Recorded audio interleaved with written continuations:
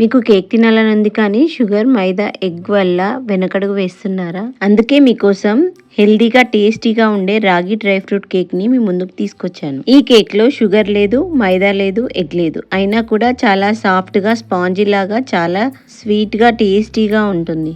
దీన్ని ఈజీగా ప్రిపేర్ చేసుకోవచ్చు.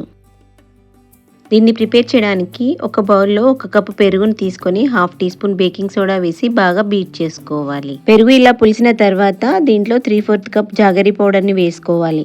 1 టేబుల్ స్పూన్ కాఫీ పొడిని 1/2 కప్పు గోరువెచ్చని పాలల్లో కలిపి పోసుకోవాలి. 1/2 కప్ మెల్టెడ్ బటర్ని కానీ ఫ్లేవర్లెస్ ఆయిల్ని కానీ వేసుకోవాలి. దీన్నంతా ఇలా మంచిగా బీట్ చేసుకోవాలి.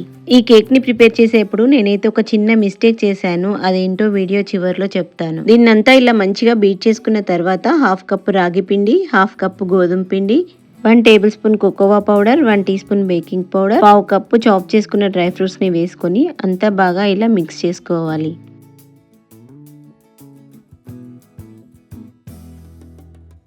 కేక్ బ్యాటర్ అంతా ఇలా బాగా మిక్స్ చేసుకొని ఈ టెక్స్చర్ వచ్చే వరకు కలుపుకోవాలి. అవసరమైతే కొన్ని హాట్ వాటర్ వేసుకొని టెక్స్చర్ వచ్చేలాగా చేసుకోవాలి. ఓవెన్ సేఫ్ బౌల్ తీసుకొని దానికి కొద్దిగా బటర్ అప్లై చేసుకొని ఈ కేక్ మిక్స్చర్ అంతా దీంట్లో వేసుకోవాలి. దీన్నంతా ఇలా ఒకసారి సెట్ చేసుకొని బేక్ చేసుకోవాలి. ఓవెన్లో అయితే 180 డిగ్రీ సెంటీగ్రేడ్ వద్ద 30 నుంచి 40 మినిట్స్ వరకు బేక్ చేసుకోవాలి. ఓవెన్ లేకపోతే కుక్కర్లో సాల్ట్ వేసుకొని దానిపైన స్టాండ్ పెట్టి దానిపైన కేక్ బౌల్ పెట్టి మూతకి గాస్కెట్ వెయిట్ పెట్టకుండా 30 to 40 మినిట్స్ వరకు బేక్ చేసుకోవాలి. నేను చేసిన మిస్టేక్ ఏంటంటే ఈ కేక్ని నేను ఫాదర్స్ డే రోజు ప్రిపేర్ చేశాను. కేక్ కటింగ్కి టైం లేదని చెప్పి 25 మినిట్స్లోనే కేక్ని తీసేశాను.